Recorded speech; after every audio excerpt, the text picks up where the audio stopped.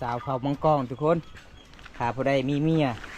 สาวเผามังกรบอกเลยขยันสุดๆบ่ผิดหวังแน่นอนขยันหลายเลยพี่น้องเอ้ย จะลำบากเนาะ เมื่อยปะ เมื่อย เมื่อยก็อดเอาเนาะ ขับมากก็ยังอดได้ บ่มีครูมากก็อดได้ เมื่อนี้รู้สึกไปตักน้ำหน้าฝนก็มันก็สิลำบากนิดนึงเนาะฮะมันยังอีกอันนี้นะ ไว้ ว่าอีกสิไปขายบ่ บ่ สิให้ไผนี่นะ จะให้อ้ายเมื่อ โว้พี่น้องยอมรับว่าน้องใจดีนี่คันเฮาขายนี่ระดับ200,000นี่ทุกคนไม่ยังอีกนี่นะ แป้ง มักแตงโอ้จะดีหลายเลยพี่น้องน้องให้แท้หรือบ่น้องเอ้ย แท้ ร้านขอขอบใจอีกทีหนึงเด้อที่เป็นห่วงง่ายเด้อ เออ ที่ให้ไว้แล้วก็มักแตงเนาะ ให้อ้ายใส่น้ำมัน ใส่น้ำมันรถปลาน้องเว้าแท้บ่ แท้ อีหลีบ่น้อง อีลี เท่าไรนี่นะ 400,000 400,000กีบว่าน้องก็สิให้บ่าวตาเองนี่บ่ แม่ อีหลีบ่ อีลี เขาเอาแท้ได้ เอาแท้ บ่แม่นง่ายพี่น้อง400,000กีบนี่หายากเด้อไปเฮ็ดงานก็คือ4มือพี่น้องเอ้ยน้องเว้าแท้บ่น้อง แท้ บ่แม่นน้องเว้าเล่นบ่ บ่ ไอ้เอาอีหลีได้ เอาอีลี โอ้โหพี่น้องเอ้ย โอ้ยพี่น้องเอ้ยใจดีเด้อสาวเพอพี่น้องกันขนาดมาเยี่ยมมายามทั้งนั้นทั้งสารเพิ่นก็ย่อพอข้าวสุกินให้เงินอีกพี่น้อง เพราะว่าอ้ายก็สิกลับเด้ออ้ายเอาเมื่อได้เงินนี่ได้ เอาเมื่อเลย อีหลีบ่น้อง เอาอีลี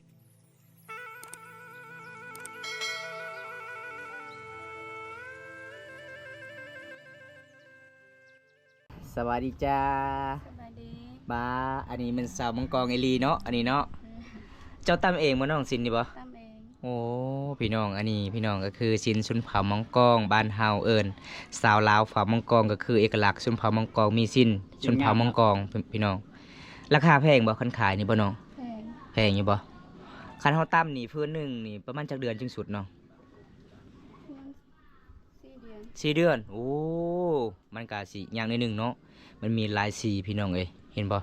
มื้อนี้มาเยี่ยมมายามสาวเพิ่นคือเก่าเด้อทุกคนเอ้ยเพราะว่าเฮาก็บ่ได้ไปเยี่ยมไปยามโดนแล้วพี่น้อง สาวเฟอคนสวยคณะบริทากระแปลงได้งานแบบธรรมศาสตร์เลยมื้อนี้พักผ่อนเนาะบ่ได้ไปเลี้ยงงัวอยู่เฮือนอยู่ศาลคือเก่าพี่น้องปกติบ่ตาเดินทางหมู่บ้านนี้ก็ไปเยี่ยมไปยามแต่สาวโทกับสาวไทย แล้วก็สาวเวกพี่น้องมื้อนี้ก็เห็นน้องอยู่เฮือนอยู่ศาลก็เลยแวะเล่นน้ำน้องก่อนเพราะว่า FC หลายๆคนก็คิดฮอดสาวเฟอคนงามพี่น้องเอ้ยใจก็ดีดีพี่น้อง ประมาณจักโมงที่น้องไปตักน้ำ 2 โมง 2 โมงแรงเนาะเพราะว่าคนมันหลายบ่ยามแรงบ่ หลาย อ๋อเวลาไปตักน้ำก็คือไปตักน้ำน้ำห้วยอยู่พุ่น แม่น อ๋อจะเป็นน้ำสากเนาะอ๋อ 50 50,000กีบโอ้เพราะว่าซอยคำเฮาก็มีเงินมีคำเนาะก็เลยซื้อซอยคอธรรมดาแล้วทุกคนเลยเกษตรหมดบ้านเฮาหาเงินหาคำก็คือหาหน่อไม้เนาะหน่อไม้ไผ่บ่ แม่น โอ้น้องไปเฮ็ดหน่อไม้มื้อนั้น3-4 มื้อได้70,000กีบทุกคนเลยก็เป็นน่าสงสารน้องแน่คันบ่ได้เฮ็ดก็บ่มีเงินซื้อกระแป้งซื้อปิ้งนัวซื้อเกลือพี่น้องก็จะเป็นเฮ็ดทุกคน เจ้ามีอาจักคนเนาะ 2 2 คนคนหนึงเอาเมียแล้ว เอาเมียแล้ว คนหนึงยังโสด ยังโสด ส่วนเจ้าก็ยังโสด โสดตลอด โสดตลอด โสดได้จังมือแล้ว ลายมือ หลายมือ เจ้าบ่ได้เรียนหนังสือบ่ บ่ได้เฮียน เจ้าเรียนจบห้องใด บ่ได้เรียนบ่ได้เรียนเลยอ้าวไปยังเจ้า วลคุยกับผู้บ่าวเด้อ ส่งเสียงอ้าวเขียนหนังสือก็บ่เป็น บ่เป็น อ๋อก็สมมุติว่าเจ้าได้ผัวนี่คันผัวขายเครื่องของเจ้าขายได้บ่เจ้าไล่เงินเป็นบ่ เป็น เป็นอยู่เนาะเงินลาวเขาเนาะนุ่งผ้าลายสวยหน้าแม่นครับอันนี้ละเขาเอิ้นว่าสิ้นชุนเผามังกรเอกลักษณ์สาวลาวเผามังกรบ่ทิมบ่ปะคันเวลาเอาผัวก็คือนุ่งสิ้นแบบนี้เด้สิ้นชุนเผามังกร 50 ล้าน 50 ล้านเด้อครับ50 ล้านตกประมาณ 80,000ปลายนี่ล่ะใช้โทรศัพท์เจ้าหน่อยเล่นได้อยู่บ่ เงินได้ ไปยังค่อยโทรมื้อนั้นคือบ่ได้รับบ่ได้บ่ บ่มีเน็ต โอ้บ่มีเน็ตก็เลยรับบ่ได้เนาะ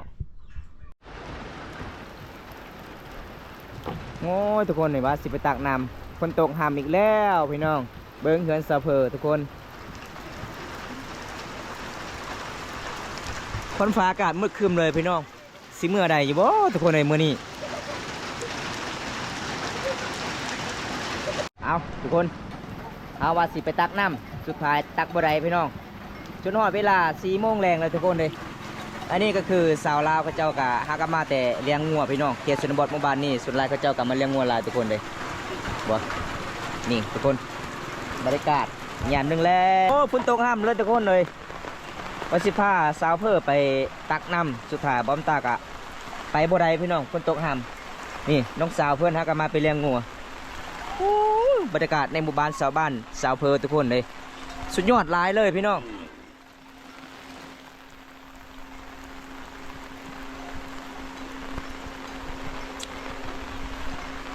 แบบสาวเคสโนดตอนเป็นสาวโสดก็คือเขาเจ้าก็คือต้องไปเลี้ยงงัวไปนี่แหละทุกคนเลยเห็นบ่เจอเบียกอีพออีเมพี่น้อง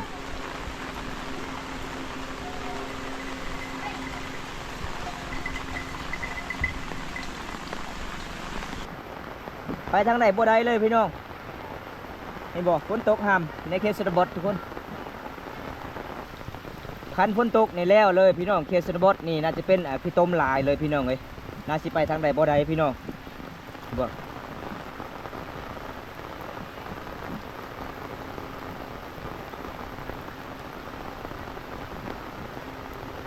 โอ้น่าสิกลับบ่ได้แล้วพี่น้อง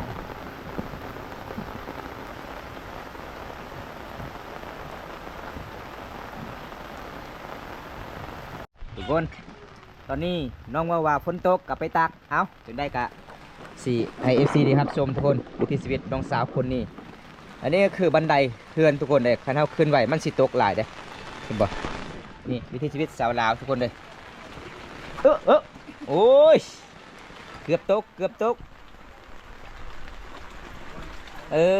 เวลาน้ำกินเบิดก็คือทอกไว้เนาะอันนี้คือมาน้ำเตาทุกคนเลยนี่วิถีชีวิตสาวเฟอร์คนงามสาวลาวหมู่บ้านแก่งเอาลองไปตักน้ำบรรยากาศยามแรง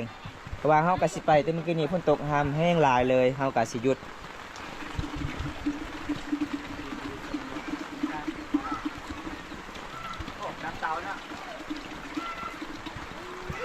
3 มื้อก็ได้บ่คันเฮาไปตักบ่กินได้บ่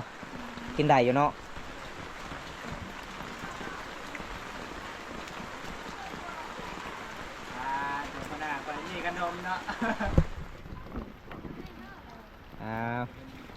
น้องกลับไปตักน้ำอีกทุกคน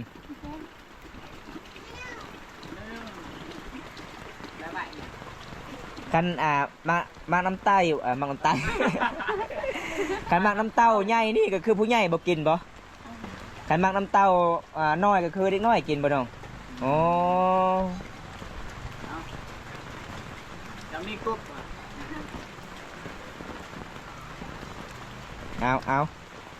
น้องหายยังเอาไม่ข้านเอาไม่ค้านมาห้ามน้ำเพราะว่าน้ำยังหลายน้องก็เอาแต่4 หมากทุกคนเลยต้องไปว่ายามแรงๆ4 โมง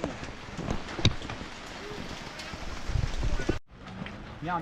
อมเชียร์จะละให้เบาใส่สูงต้องไปได้บ่ฝนตกบ่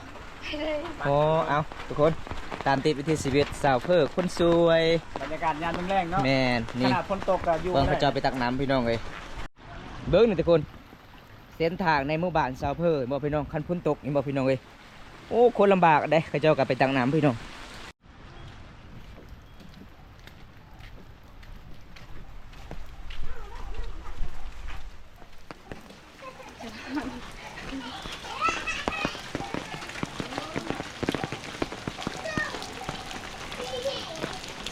เอาเบิ้งนี่พี่น้องเส้นทางที่น้องไปตักน้ำยามแรง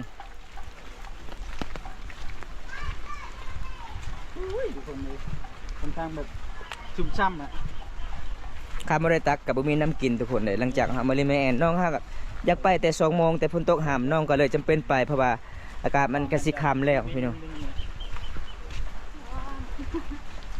เปียกว่าชาวเพื่อเปียกกดเอาเนาะข้าวบอกฮักคืออยู่ได้มาน้ำเต้ากับเปียกเลยเด้นี่นะน้ำเต้าเจ้าป่ะน้ำเต้าสาวเผอได้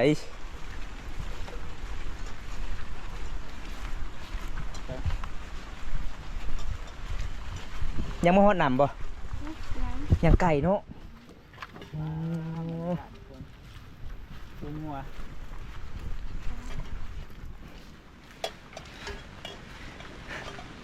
ผู้สาวบ่อยู่เฮือนบ่ผู้สาวสบายดีผู้สาว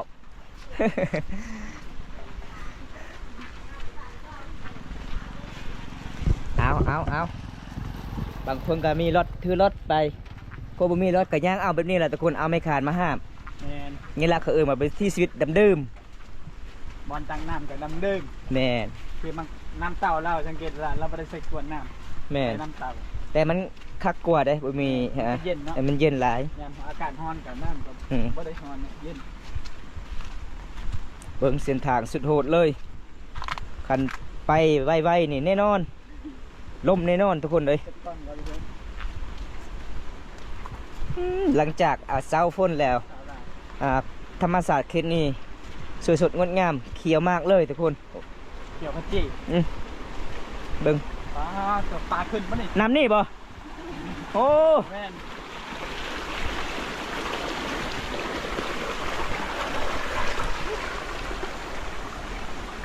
อันนี้ใช้ผู้ชายอาบน้ำนี่บ่ มีคนอาบน้ำเลยบ่มีผู้เฒ่าอาบน้ำบ่ นี่นะ หึอ๋อคนหนึ่ง คนหนึง ไปตักเลย ตักได้อยู่บ่โย ตักน้ำได้แต่อย่าตักใจเบาใส่เด้อ อาบน้ำผู้เดียวเนาะมียังน้ำขุ่นบ่ น้ำขุ่นเนาะ กินบ่ได้เนาะ บายดีเด้อ เอาหอดบ่น้องตักน้ำเลยทุกคนเลยกินได้บ่ซาเพ้อ กินได้บ่น้ำก็ขึ้นไปคุณ ได้บ่นั่นไปนี่บ่มันขุ่นนี่น้องเอ้ยฮะจะเป็นตักบ่โอ้น้ำขุ่นก็ตักเลยเนาะคือกินบ่ได้น่าสิกินบ่ได้ กินได้บ่ กินได้บ่ได้เอาได้ก็ตักนี่จุดนี้ล่ะเขาเจะดำรงชีวิตทุกคนสบายดีผู้เช่าชื่อจังไดเจ้านี่ เกินแล้วเลย อะ เจียงหยัง ชื่อนี่ไดเจ้ายิ้มงามแท้หน้าระมือมั้ย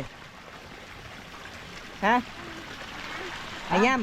อันย่ ำไอ้ย่ำบ่ ำ อ๋อ สบายดีเด้อชาวอันย่ อายุจักปีเลยเจ้าน่ะ ำจะปีแล้ว 14 14 มีแฟนแล้วบ่ โอ้สาว14ปี มีแฟนแล้วบ่เจ้าน่ะมีแล้วยังโสดโอ้คอยเลยคิดว่าเจ้ามีผู้บ่าวแล้ว ด้านเนี่ยชาวย่ำมีน้ำมาทานเด้อ แล้วบ่โอ้ไวเนาะ เจ้าก็ต้องมา นี่น้ำที่สาวเพลินมาตักทุกคน อันนี้น้องเพื่อนก็สิอาบน้ำโอ้บ่ได้แก่นั่นเลยเนาะ แม่น ยันพรมเปียกบ่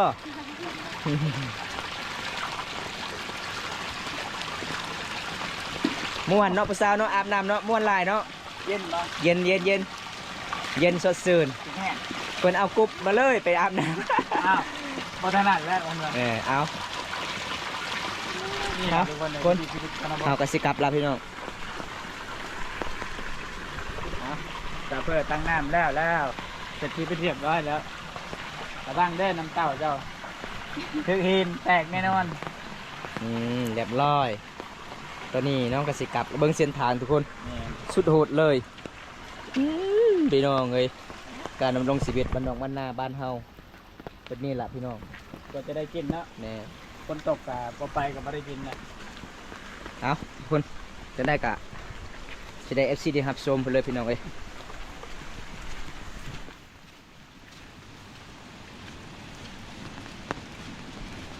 คนตกทุกคนเลยผมไปตักกับไม่ได้กินยากนี่เลยการดำรงชีวิตน้ำค่อนข้างจะคุ้นเนี่ยเพราะว่าคนตก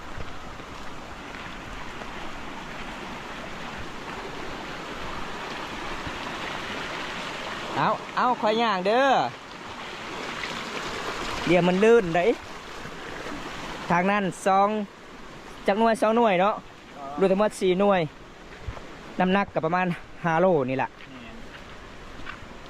ตรงเต็งและบัดนี้ เอ้ยดำรงชีวิตแบบเดิมๆเลยทุกคนเลย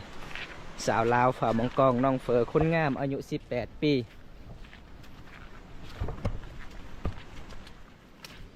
นี่ละพี่น้องยามแรงๆก็ไปตักยามตอนเช้าก็ไปตักกินเบิดก็ถอกไว้ล้างถ้วยล้างจานอีกแล้วก็ไปตักต่ออีก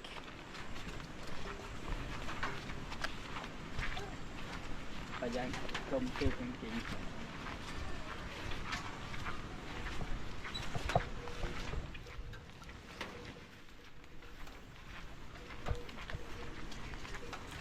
ฝนตกเลยค่อนข้างชุ่มช่ำเลยทีเดียวทุกคนเลยบรรยากาศดีเลยเห็นนะฝนตกยามแรงตอนแรงมาฝนก็ตก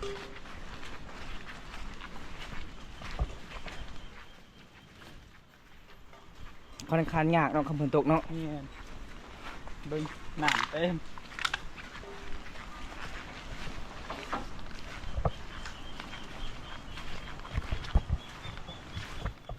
เวลาน้องไปตักนี่บ่ได้พักผ่อนเลยหอดเฮือนเลยจึงพักเคยตักเลยเนาะนี่สาวเผามังกรทุกคนถ้าผู้ใดมีเมียสาวเผามังกรบอกเลยขยันสุดๆบ่ผิดหวังแน่นอนขยันหลายเลยพี่น้องเอ้ย กะเพราก็จริง เมื่อคำสีเว้า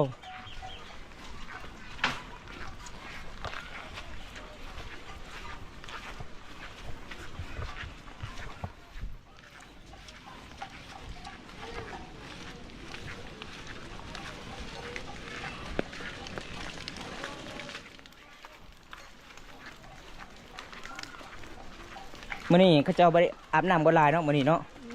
มีแต่สาวน้อยคนหนึงไปอาบน้ำทุกคน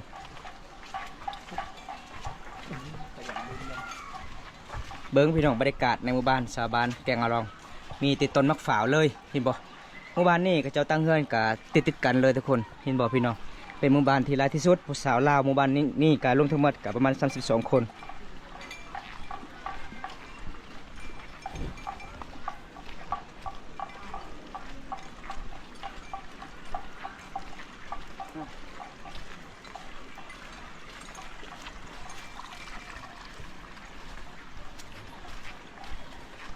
เอาล่ะทุกคนไปสิฮอดเทือนแล้ว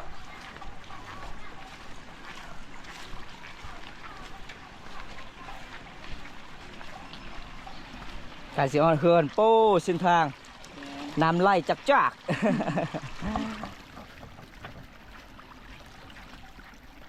น้ำนี่ก็ไหลพูนเซละน้องเลยทุกคนเลยไหลจากหมู่บ้านเข้าสู่เซทุกคนสิฮอดเทือนแล้ว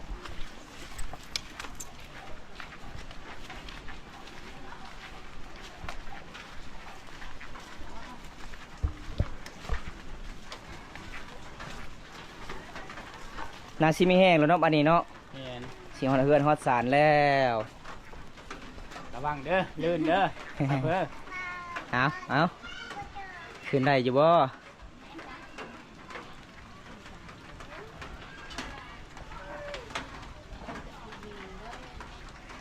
ฮอดเทือนฮอดชานแล้วทุกคน จะไปซื้อหยังอันนี้นะ สิให้ไอ้ใส่น้ำมัน ใส่น้ำมันรถปลาน้ำเมาแถ่บ่ เอาแท้ อีหลีบ่น้อง อีหลี เท่าไรนี่นะ 400,000 400,000 กีบโอ้ทุกคนเลยหลังจากเฮาไปสะพานบุญให้ผู้ใหญ่ใจดีจากพังไทยเฮาซื้อให้น้องสังอาซีแล้วก็ผ้าห่มแล้วก็มีผ้าทุ่งแล้วก็มีหม้อนึ่งข้าวฮวดพี่น้องแล้วก็เงินที่เหลือเฮาก็มอบให้น้องเพราะว่าน้องก็สิให้บ่าวตาเองนี่บ่ แม่ อีหลีบ่ อีหลี เขาเอาแท้เด้ เอาแท้ ป้าทุกคนเลยบ่แม่นง่ายพี่น้อง400,000 กีบนี่หายากเด้อไปเฮ็ดงานก็คือ4มือพี่น้องเอ้ยน้องเว้าแท้บ่น้อง เอาแท้ บ่แม่นน้องเว้าเล่นบ่ บ่ ไอ้เอาอีหลีได้ เอาอีหลี โอ้โหพี่น้องเอ้ย โอ้ยพี่น้องเอ้ยใจดีเด้อสาวเพอพี่น้องกันขนาดมาเยี่ยมมายามทั้งสารเพิ่นก็ย่อพอข้าวสุกินให้เงินอีกพี่น้อง เพราะว่าอ้ายก็สิกลับเด้ออ้ายเอาเมื่อได้เงินนี่ได้ เอาเงินเลย อีหลีบ่น้อง เอาอีหลี โอ้ เอาอีห ย ลี พี่น้องเอ้ยใจดีแท้ ต้องเรียน ฮะอ้ายบ่กล้าเอาอ้ายก็สิให้น้องซื้อเกลือซื้อพริกนัวเด้อขอขอบใจหลายที่เป็นห่วงอ้ายเด้อ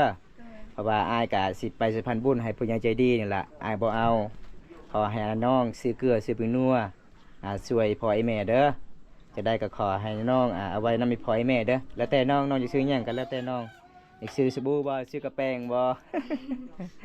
โอ้ยพี่น้องเอ้ยใจดีหลายเลยยังเป็นห่วงบ่าวบนตามาสะพานบุญอีก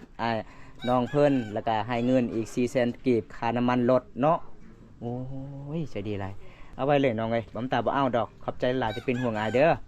นี่พี่น้องใจดีหลายทุกคนให้เงินอีก400,000กีบฮะแม่นยังอีกอันนี้นะ ไว้ ว่าอีกสิไปขายบ่ บ่ สิให้ไผนี่นะ จะให้ไอ้เมื่อ โว้พี่น้องหลังจากบ่เอาเงินให้วายอีกป้าทุกคนยอมรับว่าน้องใจดีนี่คันเฮาขายนี่ระดับ200,000นี่ทุกคนยังต่ำกว่า200,000กีบเอาไม่ใช่ไอ้นี่นะ แป้ง มักแตงโอ้จะดีหลายเลยพี่น้องน้องให้แท้หรือบ่น้องเอ้ย แท้ หลังจากให้เงินบอมตาบ่เอาให้ตัวนี้อีก